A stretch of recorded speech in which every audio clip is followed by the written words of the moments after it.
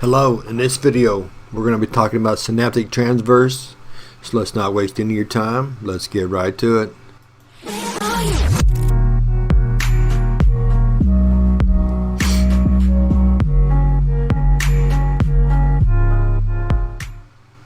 Now when we're talking synaptic transverse, what we're really talking about is that unique, specialized synapses that occur. And we're going to be talking about three: the cholinergic, the adrenergic, and then the GABAergic situations and what's going on there.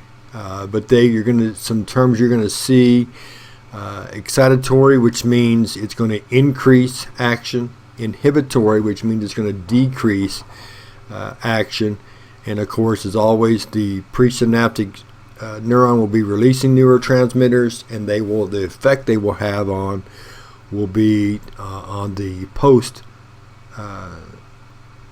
synaptic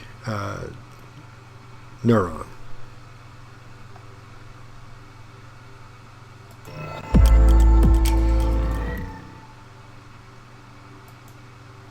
But as I mentioned, there are three types that we're going to look at, and the cholinergic and the adrenergic, those are excitatory, and the inhibitory is going to be the GABAergic synapse.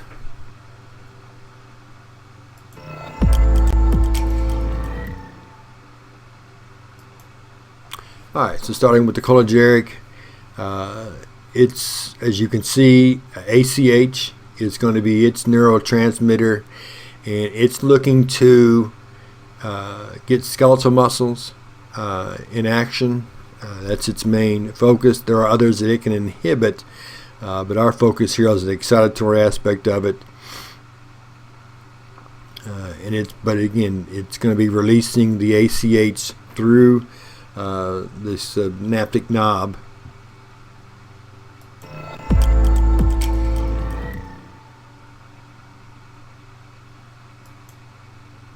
And when it does that, calcium calcium will enter that synaptic knob. And I know the diagram's kind of small, but again, it'll be in your PowerPoint, and as well as the book. And when that happens, okay, we said this calcium's released, but then you got your traditional sodium potassium pump.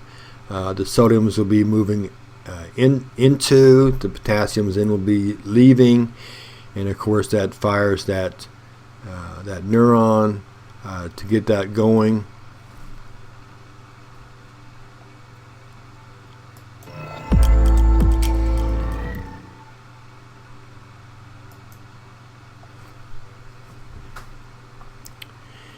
And then as that sodium enters, then as it mentioned, you can see in the diagram with the red arrow, it kind of spreads out, and then if the stimulus is strong enough, it opens up those voltage-regulated ion gates, causing the postsynaptic neuron to fire.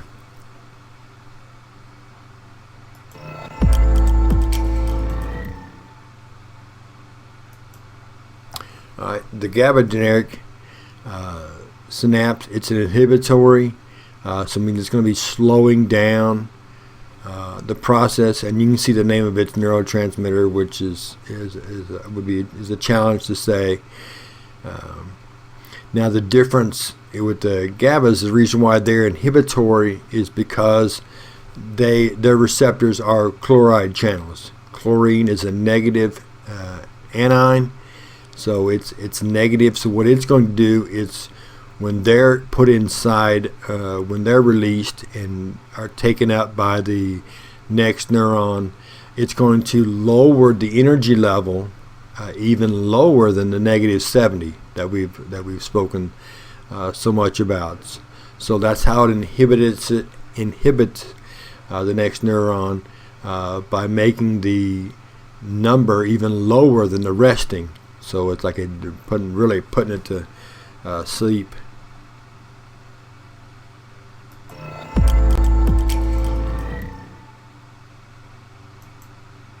All right, on our third scenario, the adrenaline. Boy, having trouble with that. Having a tough time getting this one out. Adrenergic, and even that's not right. So, but following our diagram, we can see the steps here. It uses norepinephrine as its neurotransmitter, and that receptor, when the norepinephrine attaches to its receptor, you can see kind of step 2 there. But again, this will be in your PowerPoint and in the textbook. It releases that protein, and then that protein moves to a second messenger, and its second messenger in this case is CAMP, but it can be a lot of acylic AMP. It can be a lot of different things, but when it attaches to that second messenger, it alters its shape, and then it can lead into a lot of different things, as we're going to see in this next slide.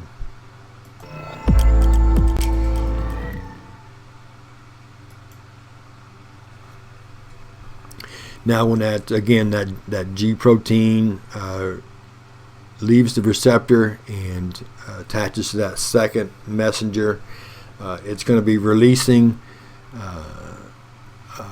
When that attaches, it's going to get to the point where it's going to be releasing different elements, and based on what it releases, it can do a lot of different things. I mean, as you can see there, number 4, multiple different effects. It can induce genetic transcription. There's hormones that it can produce, enzymes that it can be triggered there.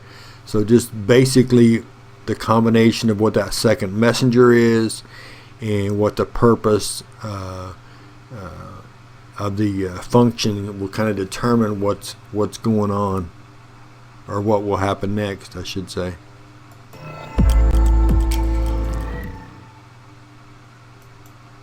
So, but some possibilities. Again, as I mentioned, it can genetic transcription, getting the DNA, RNA processes. It can make some enzymes, metabolic changes. Lots of things can go on. Enzymes, as I mentioned, can be merged. So again, a lot of variability into what is going on.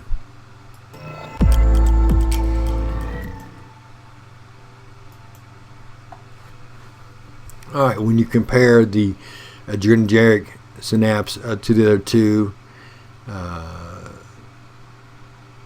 again, not only the variability of what it can make, what enzymes it can go on, but it's a slower process, as you can see there. And then one molecule of that norepinephrine can produce lots of different things. So pretty diverse in its functions.